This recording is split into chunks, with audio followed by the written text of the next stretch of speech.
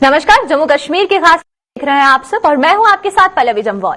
तो चलिए शुरुआत करते हैं जम्मू कश्मीर की खास खबरों की। सबसे पहले बात करेंगे श्रीनगर की, क्योंकि श्रीनगर के राजनीतिक गलियारों से जो खबर है वो निकल कर आ रही है, जहां पर श्रीनगर में पीडीपी की एक अहम बैठक अभी जारी है, जिसमें राजनीतिक मामलों की सहमति के सभी सदस्य यहां पर मौजूद हैं। और वहीं पर परिसीमन रिपोर्ट की बात करते हैं तो परिसीमन आयोग के ड्राफ्ट के बाद ये पहली ऐसी बैठक है जो होने जा रही है, क्योंकि परिसीमन का ड्राफ्ट जब सामने आया था तो पीडीपी हो चाहे नेशनल कॉन्फ्रेंस हो, वो ऐसी पार्टी थी जिन्होंने सिरे से इस ड्राफ्ट को नकार दिया था। वहीं पर हदबंदी की सिफारिश पर बैठक में चर्चा भी की जा रही है। आपको बता दें कि ये पहली बैठक है जो कि पीडीपी द्वारा की जा रही है और राजनीतिक मामलों की समिति के सभी सदस्य इस बैठक में मौजूद हैं।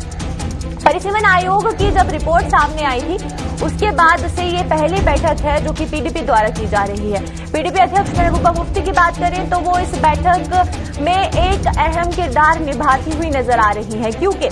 डिलिमिटेशन रिपोर्ट यानी कि हदबंदी की जब ये रिपोर्ट सामने आई थी और उसके बाद से चाहे वो पीडीपी हो, हर एक पॉलिटिकल पार्टी इसे लेकर काफी ज्यादा विरोध में नजर आ रही है। आम जनता की भी बात करें तो आम जनता को भी ये जो ड्राफ्ट था ये कहीं से भी मंजूर होता हुआ नहीं नजर आ रहा है।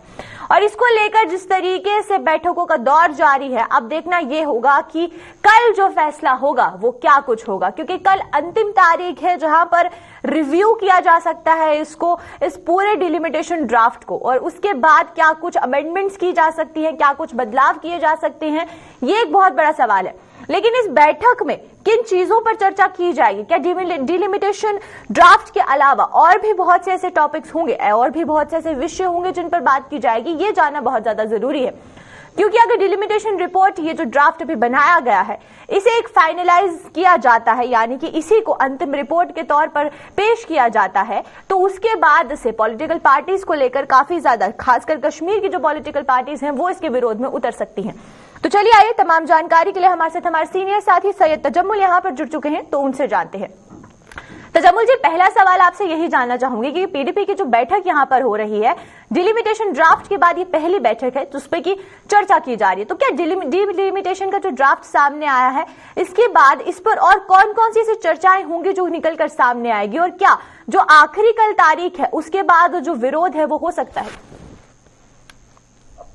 जी पल्लवी, ये पहली पॉलिटिकल अफेयर्स कमेटी, सियासी अमूरात की कमेटी है जो इस वक्त पीडीपी अध्यक्ष महबूबा मुफ्ती की जो सरकारी रिहाइशगाह वहां पे शुरू हो चुकी है, जिसमें डॉक्टर महबूब बेग, नईम अख्तर अंद्राबी समेत जम्मू प्रोविंस, राजौरी पुलिस से भी जो पॉलिटिकल अफेयर्स कमेटी के मेंबरान हैं वो इस बैठक में हिस्सा ले रहे हैं। और अभी तक सराइत जो हमें मालूम हुआ है कि डिलिमिटेशन कमीशन के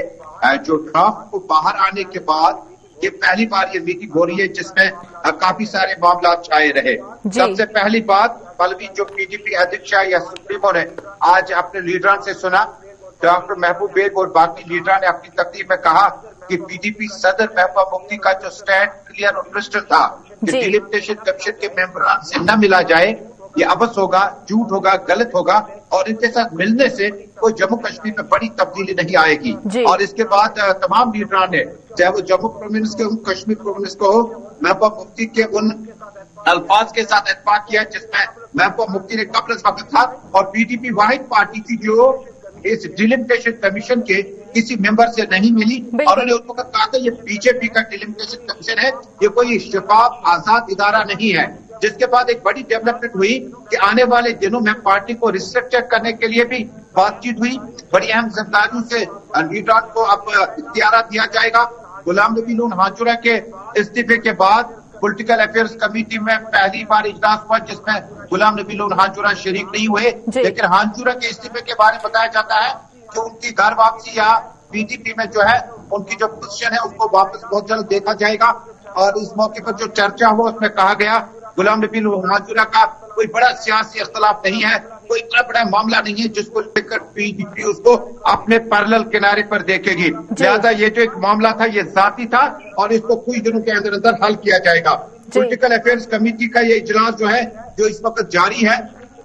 जम्मू कश्मीर की ताजा तरीन सूरत हाल, अनंतनाग को राजौरी के साथ बच्ची को खत्म करने, श्रीनगर के कॉन्स्टिट्यूंसी में नाम बदलने और जम्मू कश्मीर के तमाम हालात वाकयात वज़ीर-ए-आज़म, वज़ीर दाखिला और जम्मू कश्मीर की पॉलिसी पर बीजेपी आरएसएस के मुख्तलिफ तरीकों को भी गर्दाना गया और महबूबा मुफ्ती को जो रीटा ने फीडबैक दिया वो महबूबा मुफ्ती के साथ हैं और महबूबा मुफ्ती का जो स्टैंड पहले से डिलिमिटेशन कमीशन पे था मेंबरान के मुताबिक वो सही फैसला था और वक्त ने बता दिया कि महबूबा मुफ्ती की जो आवाज थी तो आज दूसरी पार्टियां भी आवाम में जाकर कहती है डिलिमिटेशन कमीशन तौर पर जो है जब इंसाफ नहीं दे सका। बिल्कुल तजम्मुल, एक और सवाल आपसे यहाँ ये रहेगा कि अगर ये जो रिव्यूइंग अभी तक की जो डेट निकाली गई है, अगर डिलिमिटेशन ड्राफ्ट को रिव्यू नहीं किया जाता है वापस से और इसी को रिपोर्ट बनाकर जो पेश किया जाता है, तो ये पॉलिटिकल पार्टीज किस तरीके से रिएक्ट कर सकती हैं, किस तरीके से जो जम्मू कश्मीर की पॉलिटिक्स है वो हमें देखने को मिल सकती है?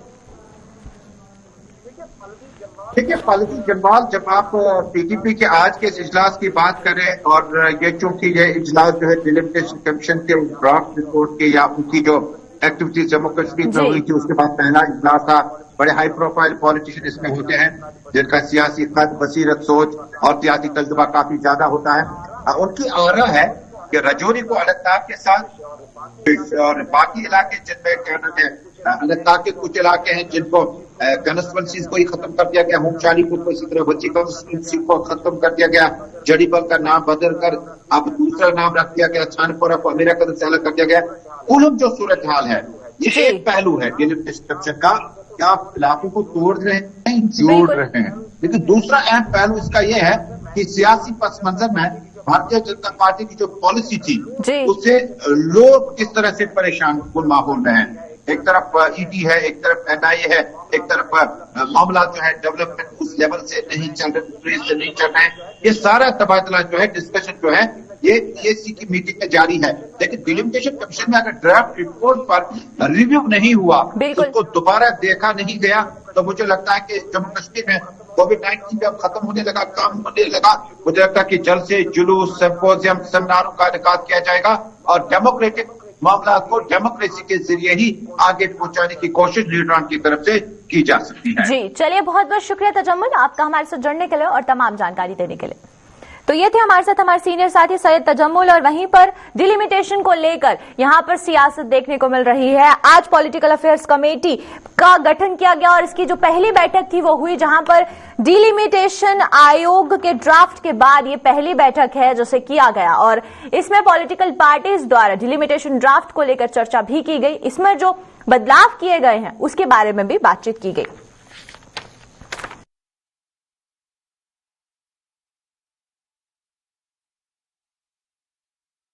तो चलिए एक बार फिर बात करते हैं डिलिमिटेशन रिपोर्ट के। डिलिमिटेशन रिपोर्ट की अगर बात करते हैं तो कल अंतिम दिन है जहां पर आपत्तियां दर्ज करवाई जा सकती हैं। आयोग के समक्ष आपत्तियां जाहिर करने का कल अंतिम दिन बताया गया है और वहीं पर नेशनल कॉन्फ्रेंस के तीनों सदस्य आपत्ति यहां पर जाहिर कर सकते हैं और ड्राफ्ट के खिलाफ भाजपा सहित सभी दलों का विरोध जारी है। अब इसके बाद जब ड्राफ्ट को पेश किया गया, 5 मेंबर्स कमेटी बनाई गई और उसके बाद अब रिव्यूइंग डेट जो है वो कल अंतिम तारीख है। उसके बाद अब देखना ये है कि ये जो आपत्तियां दर्ज करवाने का सिलसिला है ये किस तरीके से काम आता है और क्या रिपोर्ट को बदला जाता है या नहीं, ये एक बहुत बड़ा सवाल है। और आयोग के समक्ष आपत्तियां जाहिर करने का कल अंतिम दिन बताया जा रहा है। शुरू में हमें देखने को मिला कि 5 सदस्य जो कमेटी है वो बनाई गई, जिसमें कि ये डिलिमिटेशन रिपोर्ट को जाहिर करने के लिए उन्हें 14 तारीख तक का जो समय था वो दिया गया और उसके बाद ये भी देखने को मिला कि नेशनल कॉन्फ्रेंस के तीनों सदस्य अपनी आपत्ति जो है वो जाहिर कर सकते हैं।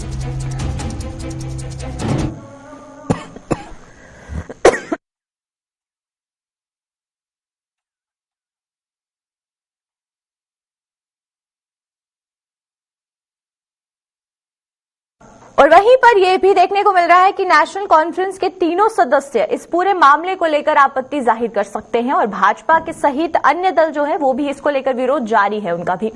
और खासकर अगर हम पॉलिटिकल पार्टीज की बात करते हैं, पॉलिटिकल पार्टीज के अलावा जो आम जनता है उनका भी इस पूरे मामले को लेकर ये जो ड्राफ्ट पेश किया गया है लगातार प्रदर्शन किया जा रहा है। चाहे वो हम साबा डिस्ट्रिक्ट की बात करते हैं, अगर हम बात करते हैं अलग अलग जगहों की, आरएसपुरा की बात करें तो वहां पर भी जो इसको लेकर पूरे तरीके से विरोध प्रदर्शन किया जा रहा है। तो पहले आइए, तमाम जानकारी के लिए हमारे साथ हमारे सीनियर न्यूज एडिटर यहाँ पर विनोद जी जुड़ चुके हैं, तो चलिए आइए उनसे जानते हैं। विनोद जी, पहले आपसे सवाल ये रहेगा, डिलिमिटेशन रिपोर्ट की बात करते तो जब डिलिमिटेशन का ड्राफ्ट पेश किया गया था तो उसमें पॉपुलेशन के अलावा बाकी चीजों को भी कंसीडर किया गया था, लेकिन जब ड्राफ्ट पेश किया गया तो क्या ड्राफ्ट में वो सब चीजें वहां पर झलकी या नहीं? हाँ बिल्कुल पल्लवी, आपने ठीक कहा। अगर हम बात करेंगे कमीशन और कमीशन के सदस्यों की बात करेंगे, एसोसिएट मेंबर्स की बात करेंगे, खासतौर पर जो बीजेपी से ताल्लुक रखते हैं, डॉक्टर जितेंद्र सिंह और जुगल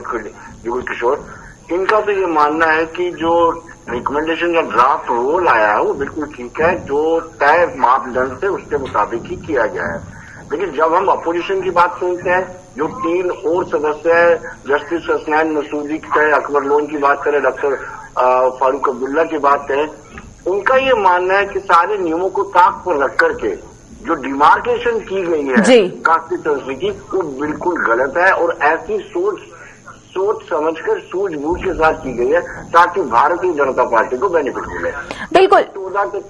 जी विनोद जी, एक और सवाल आपसे यहाँ पर ये रहेगा कि भाजपा को ये, अगर हम आम जनता के नजरिए से भी देखें तो उनका भी यही कहना है कि भाजपा अपने फायदे के लिए जो डिलिमिटेशन ड्राफ्ट है इसे पेश कर रहा है, लेकिन वहीं पर कल जब आखिरी दिन है और अगर रिव्यू नहीं किया जाता ड्राफ्ट को तो उसकी वजह से किस तरीके से जम्मू और कश्मीर का जो माहौल है वो देखने को मिल सकता है?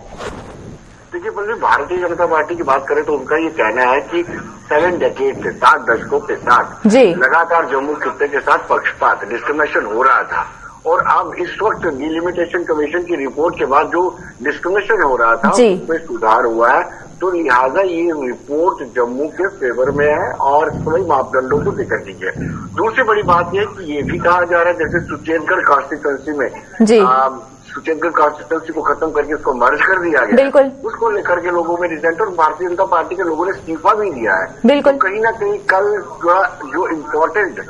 दिन है 14 फेब, उस दिन पता चलेगा कि Bharatiya Janata party delimitation commission को क्या अपनी जो ऑब्जेक्शंस हैं जो फाइल करते हो क्या क्या बताते हैं कि किस तरीके से इसको रेक्टिफाई करना चाहिए, सुधार करना चाहिए। बिल्कुल विनोद जी, एक और सवाल आपसे ये जानना चाहूंगी कि भाजपा के अलावा अगर हम बाकी पॉलिटिकल पार्टीज की बात करते हैं तो कौन कौन सी ऐसी पार्टीज नजर आ रही हैं जो कि आपत्तियां अपनी यहाँ पर जाहिर कर सकती हैं? देखिए, अगर हम बात करेंगे जो डिलिमिटेशन कमीशन कॉन्स्टिट्यूट हुआ था तो उसमें ये था कि जम्मू कश्मीर में उस वक्त असेंबली तो थी नहीं, तो इसलिए एमएलए तो उसका हिस्सा नहीं बन सकते थे, पार्लियामेंटेरियन ही थे, 5 के 5 पार्लियामेंटेरियन थे, 3 जो नेशनल कॉन्फ्रेंस से ताल्लुक रखते हैं, 2 जो है भारतीय जनता पार्टी से ताल्लुक रखते हैं। अब इनके पास राइट है, ये 5 लोग अपनी ऑब्जेक्शन फाइल कर सकते हैं, लेकिन कहीं ना कहीं बाकी पॉलिटिकल पार्टीज के लोगों ने जो डिप्टी कमिश्नर्स हैं उनको अपनी आपत्तियां जाहिर की हैं। क्या वो आपत्तियां डिलिमिटेशन कमीशन उनको कंसीडर करता ही नहीं करता, ये it is up to delimitation commission, क्या उनकी आपत्ति को कंसीडर करता ही नहीं। दूसरा, इसके बाद पब्लिक डोमेन में भी डाला जाएगा, बिल्कुल हो सकता है कहीं ना कहीं कुछ तरमीम जो सुझाव होंगे उनको ठीक किया जाएगा। वहीं पर अगर हम फाइनल रिपोर्ट की बात करें तो ये जो ड्राफ्ट को रिव्यू करने के बाद क्या कुछ अटकलें लगाई जा रही हैं कि कितने दिनों के बाद जो फाइनल रिपोर्ट है उसे जारी कर दिया जाएगा? देखिए, कुछ यहाँ पे क्यास ये भी लगाया जा रहे हैं कि डिलिमिटेशन कमीशन 2 महीने की और एक्सटेंशन मांग रहा है। आपको बताया कि 5 मार्च को डिलिमिटेशन कमीशन की मियाद जो 10 का खत्म होने वाला है और 2 महीने की और अगर वो एक्सटेंशन मांगते हैं तो इट मीन्स की पब्लिक डोमेन में रखा जाएगा और मौका दिया जाएगा। और उसके बाद मैं आपको बताता चलूं कि अगर डिलिमिटेशन कमीशन की रिपोर्ट आती है तो उसके बाद अगर यात्रा शुरू हो जाती है, अगर कोविड-19 नहीं होता तो यात्रा के दौरान इलेक्शन नहीं कराया जा सकता, सिक्योरिटी फोर्सेज सारी वहां पे डिप्लॉय रहती है। तो मुझे लगता है कि 2 महीने दिए जाते हैं, उसके बाद फाइनल रिपोर्ट आती है तो सितंबर का इलेक्शन जो है वो पॉसिबल है। जी चलिए, बहुत बहुत शुक्रिया विनोद जी आपका हमारे साथ जुड़ने के लिए और तमाम जानकारी देने के लिए।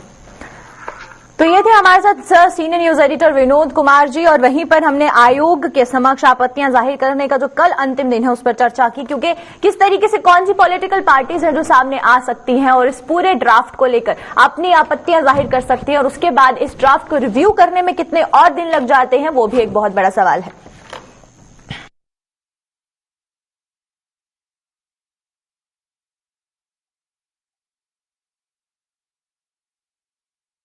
तो तो चलिए अब सांबा की तरफ रुख करते हैं, सांबा की बात करते हैं। तो सांबा के गगवाल ब्लॉक से जो खबर है वो निकलकर आ रही है, जहां पर गगवाल ब्लॉक के गांव संधि में पेड़ों की अवैध कटाई का मामला सामने आया है, जिस बीच प्रशासन और वन विभाग के नाक तले जो ये काम है वो हो रहा है, लेकिन प्रशासन और वन विभाग इसको लेकर कोई भी रोक नहीं लगा रहा है। ग्रामीणों ने पेड़ों की कटाई को लेकर अब जाकर जो आवाज है वो उठाई है और वन विभाग की जमीन पर ये पेड़ों की कटाई की जा रही है। और सबसे बड़ा सवाल ये उठता है कि अभी तक प्रशासन या वन विभाग की तरफ से कोई भी कदम नहीं उठाया गया है और ग्रामीणों ने खुद इस पूरे मामले को लेकर अब आवाज उठाई है। उनका ये कहना है कि ये पेड़ों की अवैध कटाई की जा रही है और प्रशासन भी इस पूरे मामले में साथ दे रहा है। वहीं पर वन विभाग की जमीन है जिसे वन विभाग को अलॉट किया गया है और पेड़ों की जो कटाई है वो की जा रही है। इसके बाद अब जाकर क्या कुछ कदम उठाए गए हैं, क्योंकि ग्रामीणों ने मिलकर इसके खिलाफ आवाज उठाई है। पहले आइए देखते हैं कि क्या कुछ कहना है ग्रामीणों का।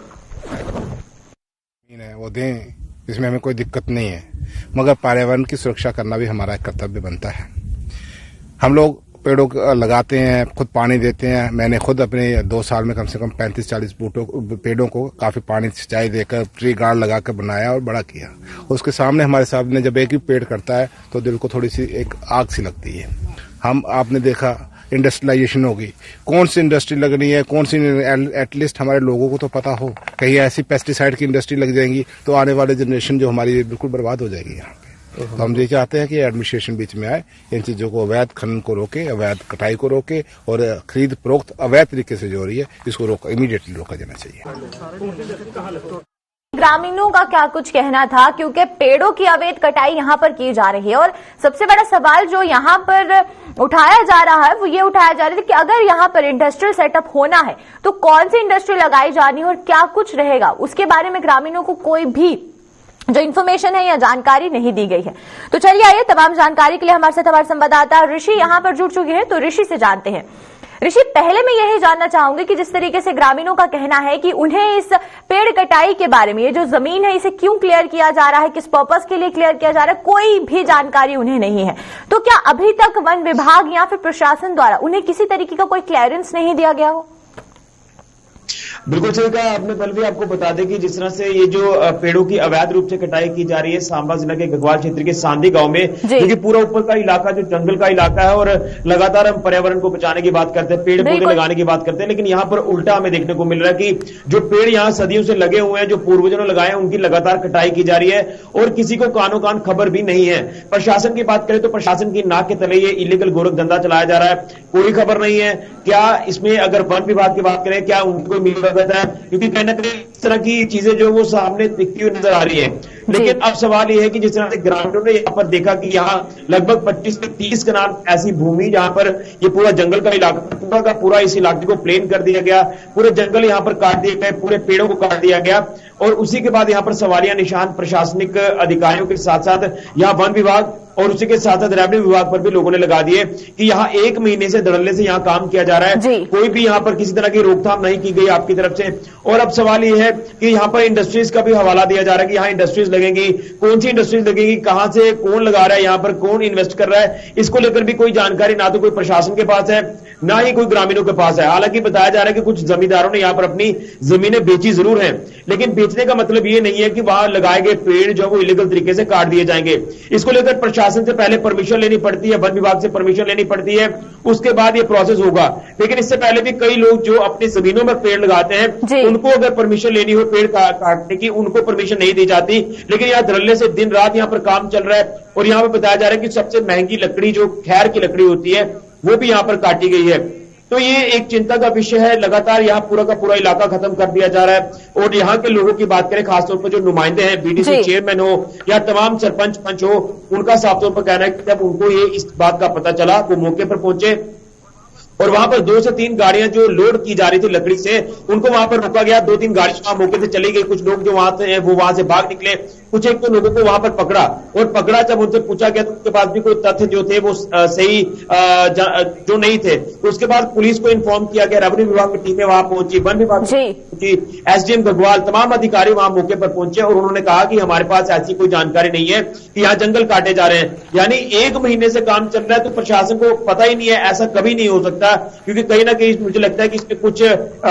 दाल में काला जरूर नजर आता है, जो ये इलीगल तरीके से लकड़ी काटेंगे और उसकी आगे तस्करी भी की जा रही है। और दूसरी तरफ इंडस्ट्रीज का हवाला दिया जा रहा है, तो लोगों ने भी कहा कि अगर इंडस्ट्री लगानी है चलिए अच्छी बात है, उससे रोजगार के साधन भी मिल पाएंगे, लेकिन कौन सी इंडस्ट्री लगानी है, क्या वो लोगों के हित में इंडस्ट्री होगी या नहीं होगी, और रिहायशी इलाका इसके साथ साथ लगता है। तो ये सारी चीजें कहीं ना कहीं देखी जा रही है। और उसके बाद जब पुलिस की टीमें यहां पर पहुंची तो काम को रोका, जेसीबी यहां पर लगाई गई थी, उनको भी यहां से जॉब हटाया गया, और उसके बाद प्रशासन ने ये कहा कि हम इलीगल जो ये काम किया जा रहा था इसके ऊपर हम पूरी सख्त कार्रवाई करेंगे, एक्शन लेंगे, और जो भी लोग इसमें इन्वॉल्व है, तो बाहर से लोग हो सकते हैं कि यहाँ पर सक्रिय हुए हैं, जो बाहरी राज्यों से यहाँ पर आए हैं। और पहले भी आपको बता दें कि अभी माइनिंग का मुद्दा जो है वो खत्म नहीं हो पाया, इलीगल माइनिंग जहां पर चलाई जा रही है, बाहर से लोग यहां सक्रिय हुए हैं, और अब दूसरी तरफ ये जो इलीगल तरीके से यहां लकड़ी की जो कटान शुरू हो चुकी है, ये भी एक चिंता का विषय है, और यहां पर भी ऐसा लगता है कि बाहर के लोग सक्रिय हुए हैं। और यहाँ प्रशासन को मैं कहूंगा, क्योंकि डीसी सामान वादा गुप्ता जी की बात करें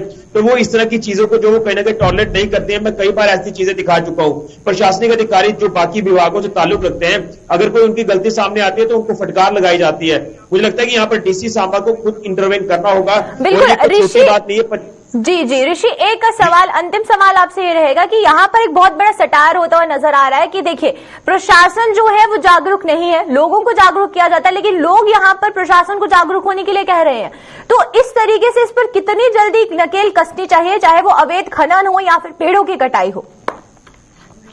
देखिए, प्रशासन इसमें सही तरीके से इंटरवेन नहीं करेगा। अगर मामूली से आश्वासन अगर दिए जाएंगे तो मुझे लगता है कि इसके ऊपर कोई जो माफिया यहाँ पर काम कर रहा हो उसके ऊपर भी कोई असर नहीं पड़ने वाला है। और अगर इतना बड़ा यहाँ पर प्रोसेस चलाया गया, पिछले 1 महीने से न जाने कितनी लकड़ी यहाँ से काट दी गई है, 25-30 कनाल एक बहुत बड़ी आप ये कह सकते हैं कि भूमि की जो रेडियस है, बहुत बड़ा रेडियस है, और यहाँ पर अगर इतने पेड़ काटे गए तो प्रशासन के ना कितने सारा काम। जी चलिए, बहुत बहुत शुक्रिया ऋषि आपका हमारे साथ जुड़ने के लिए। जी ऋषि, बहुत बहुत शुक्रिया आपका तमाम जानकारी देने के लिए। और ये थे हमारे साथ हमारे संवाददाता ऋषि खजूरिया। वहीं पर ये जो आप तस्वीरें देख रहे हैं गगवाल गांव की है, जहां पर पेड़ों की अवैध कटाई की जा रही है और प्रशासन द्वारा कोई भी कदम इस कटाई को रोकने के लिए नहीं लिया गया है।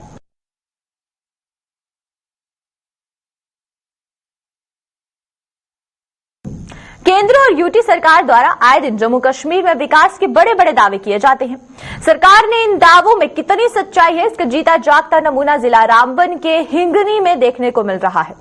वहीं पर जहां आजादी के 73 साल बीत जाने के बाद भी लोग पुल जैसी बुनियादी सुविधा से वंचित है। क्षेत्र के लोगों का आरोप लगाया गया है उन्होंने कि पुल की मांग को लेकर वे कई बार स्थानीय प्रशासन और जनप्रतिनिधियों से भी गुहार लगा चुके हैं, लेकिन सब कभी भी उनके इस क्षेत्र को लेकर जो अनदेखी है वो जारी है, और अभी तक उनकी आवाज जो है वो प्रशासन तक नहीं पहुंच पाई है। और आप देख सकते हैं तस्वीरें कि किस तरीके से यहां पर लोग आज भी पुल के लिए तरस रहे हैं, और एक लकड़ी के पुल का जो सहारा है ये इन लोगों को है, और ये काफी ज्यादा खतरनाक भी हो सकता है, जानलेवा भी हो सकता है। तो चलिए आइए तमाम जानकारी के लिए हमारे साथ हमारे संवाददाता नदीम यहां पर जुड़ चुके हैं, तो उनसे जानते हैं। नदीम, पहले बात करेंगे ये कितने साल हो गए हैं कि यहां पर लोगों को पुल मुहैया नहीं करवाया गया, और क्या इस पुल के अलावा कोई और अल्टरनेट रास्ता है जिसका लोग जो है वो फायदा उठा सकते हैं या इस्तेमाल कर सकते हैं? जी बिल्कुल, देखिए पल्लवी, ये हिंगनी रामसू का इलाका है जहां पर अगर हम इस ब्रिज की बात करें कि ब्रिज कब बनाया गया है, जो फुट ब्रिज है वहां पे मकामी लोगों ने बनाया है, लोकल्स ने बनाया है। और देखिए कि जब से वहां पे बस्ती का कयाम अमल में आया है उसके बाद लोग इसी ब्रिज पर से नदी पार करते हैं, चाहे उन्हें हॉस्पिटल जाना है, स्कूल जाना है, तहसील हेडक्वार्टर्स पे जाना है, डीसी ऑफिस जाना है, यानी अपने गांव से अगर बाहर निकलना है तो यही वाहिद उनके पास एक ब्रिज है। कोई अल्टरनेट वहां पे अवेलेबल नहीं है। अगर अल्टरनेट की हम जहां बात करें, क्योंकि प्रोजेक्ट तस्कीन एक चलाया गया था जिसके तहत कहीं फुट ब्रिज का काम शुरू किया गया था, लेकिन वो स्कीम शुरू होने से पहले उस स्कीम को बंद कर दिया गया। रामबन डिस्ट्रिक्ट के अंदर लगभग 55 ब्रिजेस थे जो तस्कीन प्रोजेक्ट के तहत अगरचे स्टार्ट तो किए गए थे, लेकिन अभी तक वो मुकम्मल नहीं हुए, जिसमें हिंगनी का एक ब्रिज भी है, अगरचे उसका थोड़ा सा काम हो, फाउंडेशन बनाए, लेकिन उसके बाद खामोश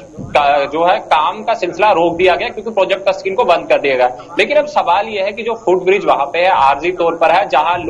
लोग जो इस ब्रिज पर जब गुजरते हैं तो जब हम लोगों से बात करते हैं उनका यह कहना था कि जनाब ये बिशलड़ी नाला पर ये ब्रिज तामीर किया गया है, लोगों ने वहां पे बनाया है, और बिशलड़ी नाला वो नाला है जहां पर एक्सीडेंट्स तो हम देखते हैं कि होते हैं लेकिन डेड बॉडीज मिलती नहीं क्योंकि पानी काफी ज्यादा काफी गहरा है। जब लोग इस ब्रिज पर सफर करने के लिए आते हैं तो दो लोग उसके साथ में आते हैं कि जरा अगर छोटा बच्चा स्कूल जा नहीं सकता है क्योंकि ब्रिज आप खुद देख सकते हैं कि विजुअल्स में किस तरह का है। जी बिल्कुल, यानी लोग घर से इस ब्रिज तक इसके साथ आते और उसके बाद इसलिए कि इसने ब्रिज क्रॉस किया या नहीं, किसी पेशेंट को अस्पताल तक पहुंचाना तो कैसे पहुंचाया जा सकता है। यानी ये चीज कहे कि जनाब जहां एक तरफ तरक्की के बड़े बड़े दावे किए जाते हैं लेकिन दूसरी तरफ जब हम जमीनी सतह पर देखते हैं, ग्राउंड जीरो पर जाके देखते हैं तो वो जो दावे हैं वो सिर्फ कागजों तक महदूद रह जाते हैं, जमीनी हकायक उससे बिल्कुल जो है मुखालिफ है। और हिंगनी का ये इलाका है जहां लोगों ने ये कहा कि जनाब वोट मांगने के लिए हमारे पास सरपंच हो, पंच हो, बीडीसी हो, डीडीसी हो या फिर एमएलए हो, पार्लियामेंट्री इलेक्शन हो, तमाम पॉलिटिकल लीडर्स, पॉलिटिकल पार्टियां यहां पहुंचती हैं और ये यकीन दिलाती है कि जनाब आपकी जो मुश्किलात है उनको आसानियों में बदला जाएगा। लेकिन जैसे ही वोट मिलने के बाद जब लोगों को जीत मिलती है फिर वो लोगों का हाल पूछने के लिए नहीं आते, जिसका सीधा सीधा सबूत हिंगनी का ये ब्रिज है जहां लोग इस वक्त परेशान है और कोई भी जो लीडर है वो इस तरफ ध्यान नहीं दे रहा है। अगर इस ब्रिज की तामीर होती तो उन लोगों की जिंदगी को तहफ्फुज़ फराहम किया जा सकता था जो लोग रोजाना इस ब्रिज पर जो है अपना सफर करते हैं, उन लोगों को कहीं न कहीं आसानी पहुंचती, तहसील हेडक्वार्टर, डिस्ट्रिक्ट हेडक्वार्टर, अस्पताल या स्कूल तक पहुंचने में जिन बच्चों को इस वक्त स्कूल जाना मुश्किल हो गया। चलिए बहुत बहुत शुक्रिया नदीम आपका तमाम जानकारी देने के लिए इस खबर पर। और ये थे हमारे साथ हमारे संवाददाता नदीम। वहीं पर हमें देखने को मिला कि जो पुल है उसकी कितनी खस्ता हालत है, लोगों को कितनी परेशानियां हो रही है। तो चलिए आज की जम्मू कश्मीर की खास खबरों में फिलहाल इतना ही। आप मुझे दीजिए इजाजत, नमस्कार।